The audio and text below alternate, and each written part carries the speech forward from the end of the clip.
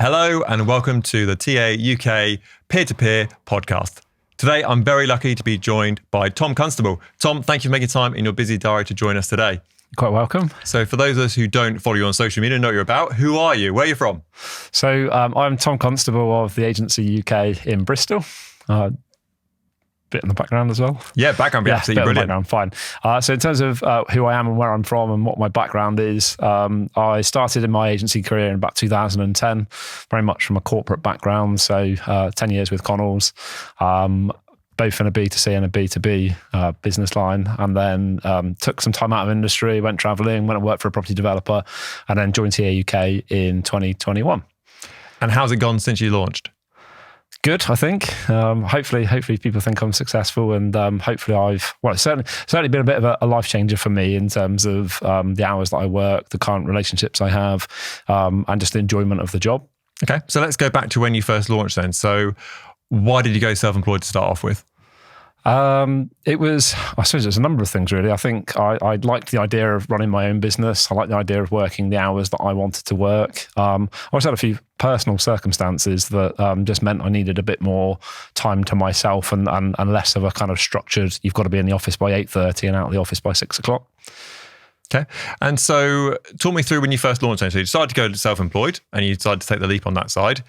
How much of a plan did you have in place before you launched to go, day one, I'm going to do this? Or did you just kind of wing it and think, actually, I'll see how it goes? I think that I listened to the people that have been there and done it. I kind of I made the decision that if you're going to start a business, you've got to go all out rather than just kind of dip your toe in the water and hope for the best. So I'm quite a structured person. I'm quite a process-led person. So I chose to do 2 or 3 things and just do them consistently. And again, just find a way of having to make it work. Okay. So what were those 2 or 3 things? First and foremost, again, the age-old thing of just looking at other agents' stock, so stuff that have been on the market with other agents for a period of time. So finding a way of approaching that. Second thing was just, again, getting out there, networking, talking to people. So just choosing a street a day, going on there and knocking on every single door in that street just to introduce myself. And then the third thing really was beginning to build a bit of a social media presence as well. Okay, let's hone in on number 2 on that side of things. That's okay. So you mentioned you went knocking on just doors in a street and said, what? Hi, I'm Tom. No, so again, I deliberately didn't want to go out there and be too corporate or too salesy about it. So I literally walked out my front door and went right, knocked on the first door on the right-hand side of my house and just introduced myself just by saying, look, I'm Tom, I live locally. I'm a self-employed agent in the area, not expecting you to tell me you're desperate to sell your house right here, right now. But just, as I said, just out introducing myself to people in the community. If I can leave you with a flyer, please just stick it on your fridge. And if you come across anyone in the future who's thinking about moving, please just bear me in mind. Did people not think you were desperate doing that? People actually thought I was quite brave, and I got a really positive experience on the doors. So people were very kind of complimentary and said, you're doing something different. People sort of said, fair play, you're getting out there in a tough market and introducing yourself to people. And actually, give it 2 or 3 months, it began to kind of pay its worthwhile. And people started calling me and saying, well, I wasn't ready when you knocked on my door in January, but it's now springtime. You're the only agent that's kind of come to my door and had a conversation. So please come out and value my house. And what's your sort of return rate left on that? If you knocked on 100 doors who weren't on the market in any way, shape or form, how many people actually pick up the phone and say, actually, you knocked on my front door a while ago and now it's changed? More than you think. I'd say probably 10 to 15% of people from that would have some form of conversation. It might be that I'm not ready now. It might be that I'm not thinking about moving right here, right now. But again, they're not throwing your flyer or your business card in the bin. They're holding on to it for when the time is right.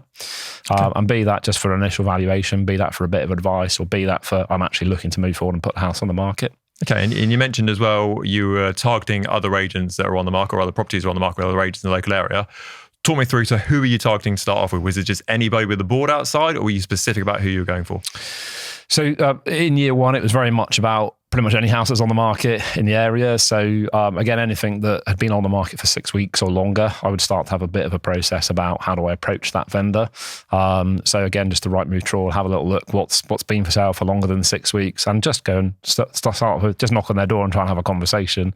If they're not in, make sure I left something behind in the post, and just keep consistently doing that week in, week out until someone either calls you back and says, I'm interested in having a conversation, or please go away, stop putting stuff through my letterbox and stop knocking on my door. Why did you go for week 6 rather than week 2 or week 10? What was the logic behind that? I think for me, week 6, most agents work with a kind of 12 to 20 week agency period. Sold agency period. So I felt week 6 was a good pinch point to think you're unlikely to convert them in week 6. But actually, if week 6 you're there, then week 7 you're there, week 8 you're there. By the time they start getting to their kind of 14 to 28 day notice period, you're the agent that's knocking on their door. You're the agent that's talking to them more often than their existing agent, and you can start to begin to break some cracks. I never expected to get a return instantly with the first conversation I had with somebody. Something I talk about a lot is relationship building and long-term relationship building, and chipping away at people over time. Okay, so you knock on someone's front door, who's been on the market for a period of time, and you say, "Hi, I'm Tom. What next?" So I always go in on the basis of, I think I'm right in thinking your house is on the market, you're up for sale. Can I just ask where you're looking to move? Are you looking to move locally? And then try and open up a conversation about how can I help them? So you're obviously on the market for a reason. Are you looking to move somewhere in the local area? If so, what are you looking for? Can I help you find your house? Again, as a self-employed agent, I can flip it on the head and say, I do help a lot of my vendors find their next property as well. So, and if nothing else there, you're kind of beginning to appeal to what they're interested in. They're on the market to sell. So you're trying to help them find their next home. And then obviously you're closing that conversation out and saying, well, if I'm going to help you look for your next property, can I capture your details as well? Can I take your name? Can I take your telephone number? Can I take your email address? And then once you've captured that information, then you can flip on to the other reason I've knocked on your door is I have seen you've been up for sale for 6 weeks. How are things going? Yeah. So I think that's a really good way of doing it, kind of focusing on the vendor's goal rather than just purely blinkered on that's just their property and can I get your place on the market with myself? Definitely. And again, something I say to a lot of people is make it completely non-salesy. I'll quite often turn up there with jeans and a t-shirt on, or I'll lean up against the kind of door frame. I'll try and make it very conversational rather than I'm sat here with a clipboard with a suit on outside your house. Yeah. Again, make it like you're having a conversation with a friend. Okay, so someone turns around and says, actually, I am looking local and I would like to find my next property. What next? So again, you can open up a conversation and say, benefit of me being self-employed is I've got time on my hands. So a lot of the high street agents are going to be very busy trying to win your business, trying to sell your house. But it's a bookend deal, isn't it? You're only going to sell this property if you can find the next one. So one of the things I can do is not just help you look what's on the market here and now with the other agents via Rightmove or Zoopla, but look at some of the off-marketing tools that we've got, try and help you find something before it hits the market. And then again, I was talking to that little statistic of 46% of homeowners are thinking about moving at any given time, but only 1% of them are actually on the market. So there's plenty of houses out there where people are thinking about moving. They're just not yet made the first step to go on the market. Okay, so talk me through that process in slightly more detail. So let's say, for example, I say I'm looking for a property in the local area and I'm looking for a 3-bedroom house around the school, for example. And I've looked at everything online. I don't need you to go on to Rightmove for me and look at what's online because I've seen it already. What would you look at? How could you help me find properties that aren't on the market that are beyond what I can see at the moment? So that for me leads into an obvious conversation of I'm quite happy to talk to you about that, but can I come down and sit down in your living room at a time that's convenient and have a conversation? I'd start talking about home search, for instance. I'd start talking about some of the properties I valued in the area that haven't yet come to market. I start talking about some of the success stories I've had where I've matched people with, you told me you're looking for a 4-bed. I valued a 4-bed last week. It's not yet on the market, but perhaps I could open a conversation with that vendor and just say, I know it's a bit earlier than planned, but are you open to a viewing?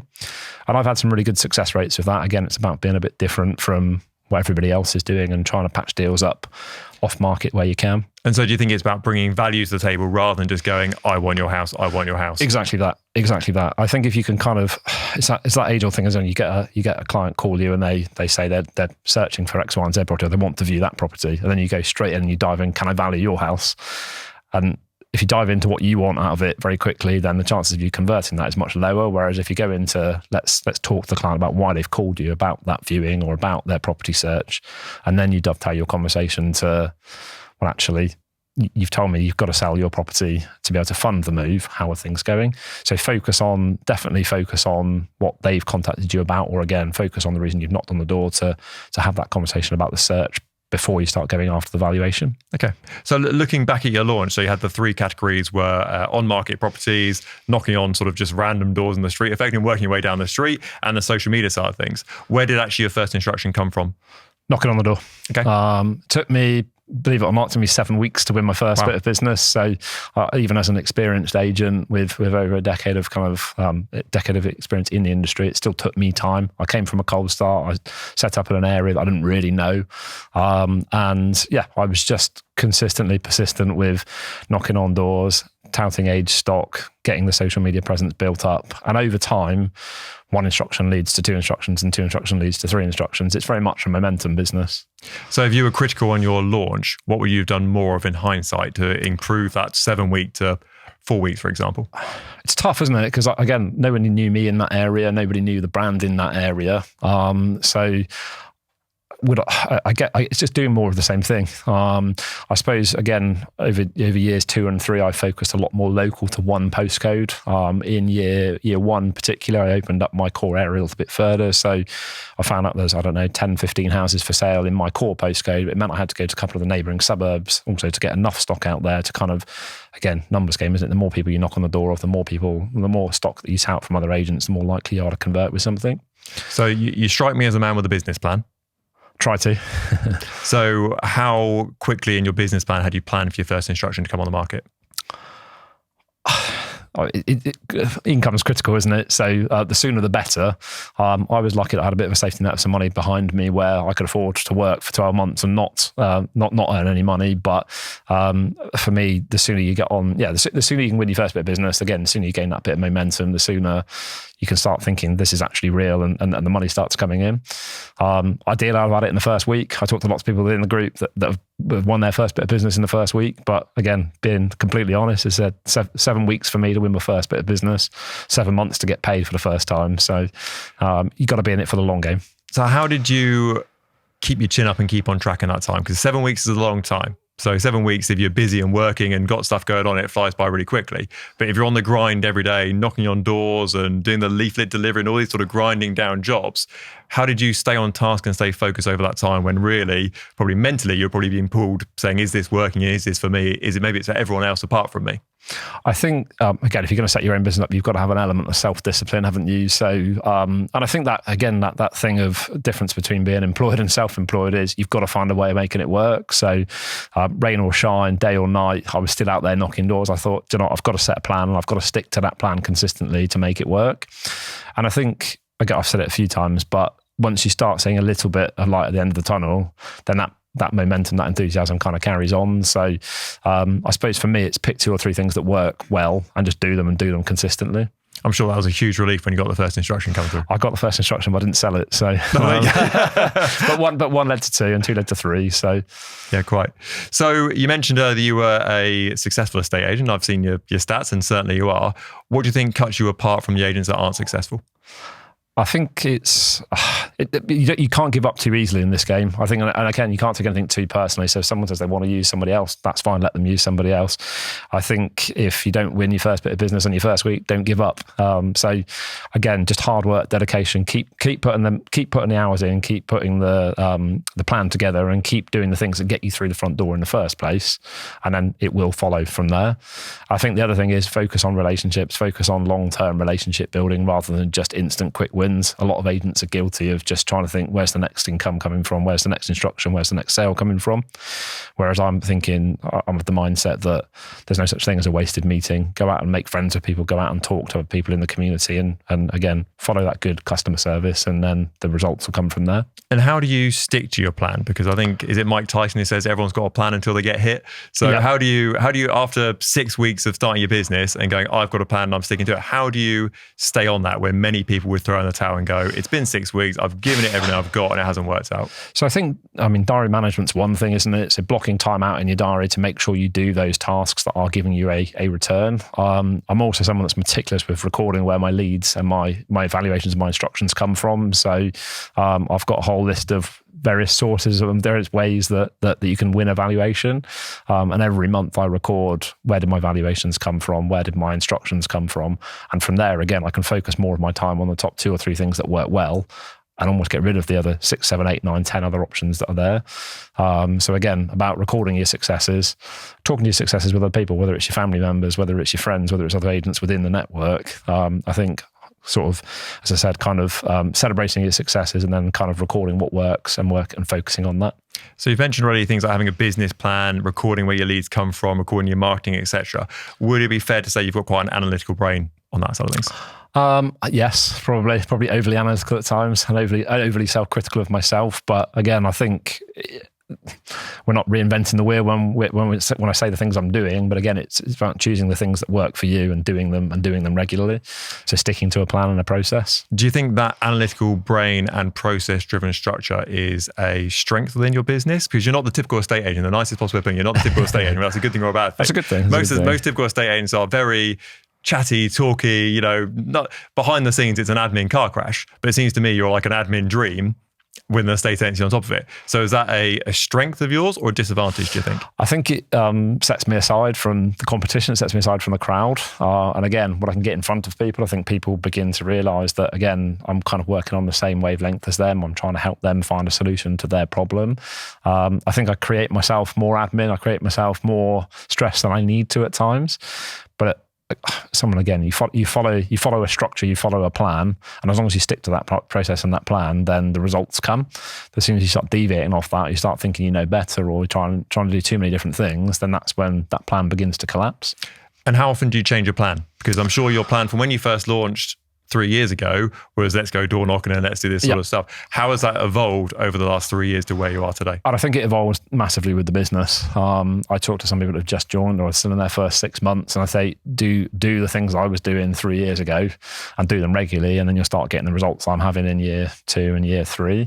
My business is very different now compared to it was 3 years ago, but I've gained momentum and people are calling me now, and I'm getting 3, 4, 5 valuation requests a week just off my own brand in the area and my own reputation and the process that I built. So I look at things probably quarterly, and I look at things definitely at the end of each year for the start of next year, thinking, okay, well, this is what I achieved last year, what worked, what didn't, what can I implement to improve the year ahead. So quarterly and then annually. Perfect. So you mentioned that you are getting called out now. So it sounds like you're the chasee rather than the chaser necessarily all the time. So at what stage did you look at it and go, actually, I'm getting some traction now. I'm getting phone calls. I'm not knocking on every door in the street to get an instruction. People are actually picking up the phone and calling me out. So I think I probably hit that point kind of towards the end of year 2. I remember having a conversation with someone fairly early on saying, at what point do you think you become a household name? And I said, I don't know, 5, 10 years time. And I've managed to get to that point kind of 2.5 years time. And I think part of that is because I focus on a very small area. Again, you look at Bristol as a city. Bristol's a fairly spread out city of lots of different suburbs. And in year 1, I was picking up a bit of business in the north, a bit in the south, a bit in the east, and a bit in the west. But boards breed boards, right? So I took a conscious decision in year 2 to think, let's focus on hyperlocal. Let's just make myself the agent of choice in one location. And I think, again, it's all intertwined, isn't it? The door knocking I did in the first 6 to 12 months, the first 6, 12, 18 months, the social media posts in the local community blog, the for sale boards, more and more for sale boards going up in the area, more and more repeat and referral business coming from clients I've done a good job for in that location. And it's kind of just organically kind of turned into, I haven't had to knock a door for probably 12 months now, and I haven't had to go out canvassing for a long time. And it's just tipped its kind of corner in probably about year 2, end of year 2. Do you think you'd earn more money if you did do those jobs still? Absolutely. And I was having this conversation with someone the other day that I'm that kind of person that although I've got a nice steady flow of leads coming into me and I'm selling a good amount of properties now, there's always more I can do.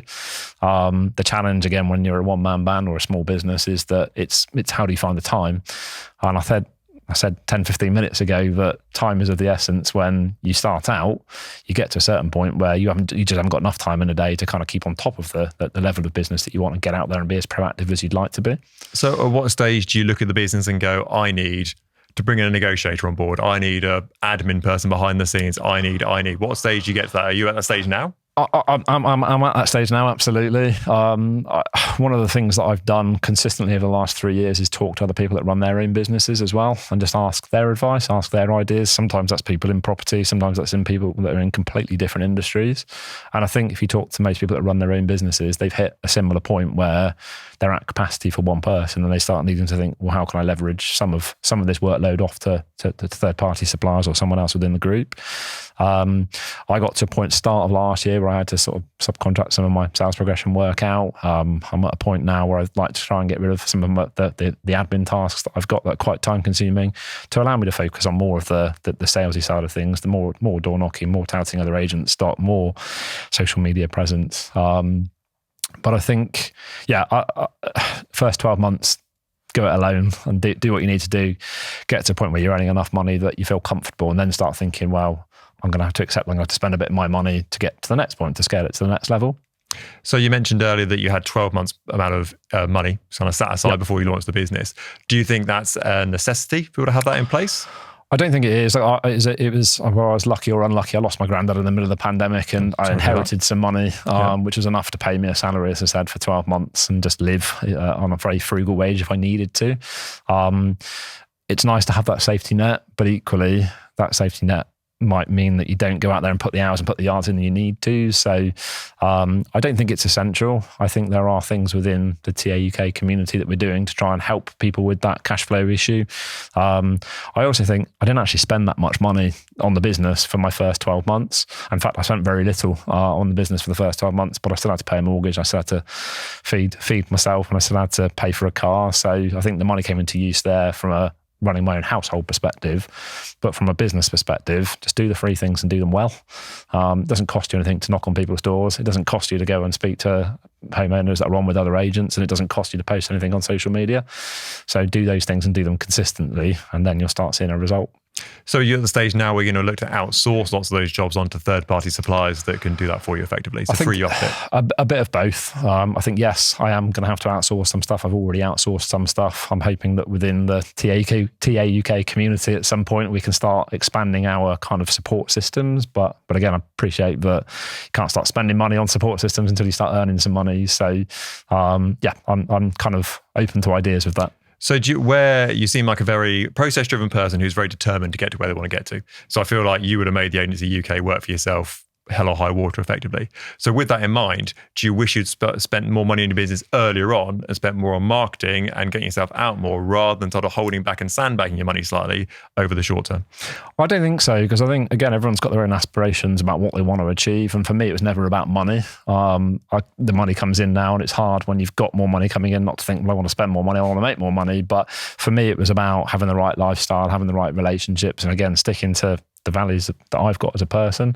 Coming from a corporate background, sometimes you just feel like you're flogging a dead horse and you're selling stuff to people for the sake of it. Whereas for me, it was about build the right relationship with the client, make sure you follow the kind of customer service dream, make sure that you're adding value to that process, and then the money will come with it. So I don't think I would do anything differently in year one. I don't think I would want to spend more money in year one. I think I was quite conscious of cash flow.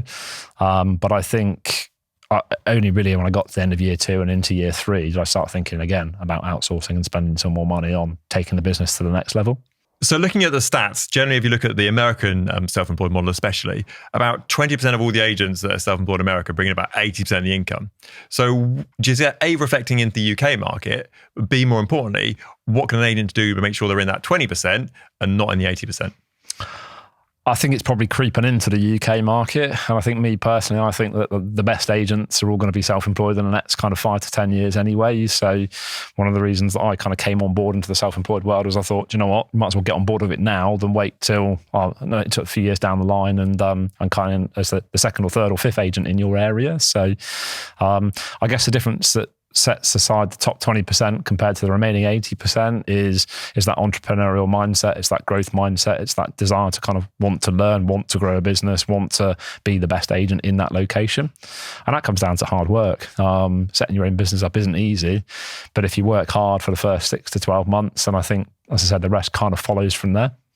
So is it a case that, if I was going to put a very crude line in the sand here, all the estate agents you talk to, they all probably know what they should be doing. And if we sat down and said, right, guys, 10 things to get properties on the market, let's list 10 things that we can do.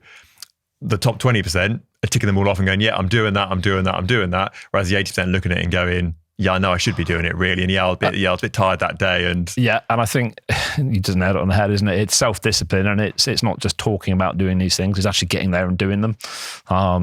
As I said, I didn't grow the business I did by sitting there thinking I should knock some doors today, or I should go and tout some other agent stock, or I should make a social media post. It's having to do that regularly and doing the hard work, putting the hard yards in to start off with, as I said, and that'll lead to success in the long run.